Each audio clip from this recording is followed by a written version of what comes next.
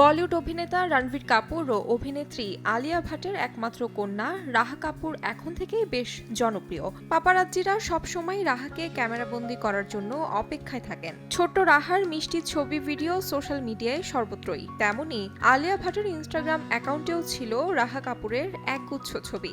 ভক্ত অনুরাগীরা প্রায়ই তার ছবির জন্য সেই অ্যাকাউন্ট ঘেঁটে দেখতেন, কিন্তু সম্প্রতি নিজের অ্যাকাউন্ট থেকে রাহার সব ছবি মুছে দিলেন আলিয়া। হঠাৎ কি এমন হলো, এ নিয়ে শুরু হয়েছে চর্চা।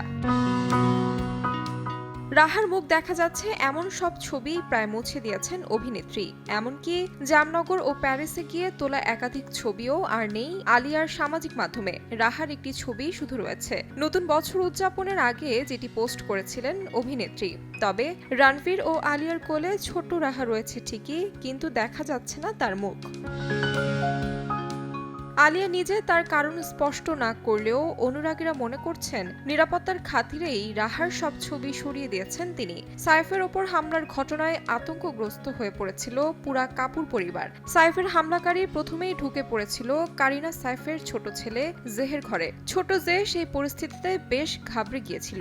সেই ঘটনার পর থেকে সতর্ক কারিনা ও সাইফও। ফটো সাংবাদিকদের সামনে আর দুই পুত্রকে আনছেন না তারা। তাই এই নিরাপত্তার কথা মাথায় রেখে আলিয়াও সতর্ক হয়েছে বলে ধারণা করছেন নেটিজেনরা। তাহমিনা তন্নি, সময় সংবাদ।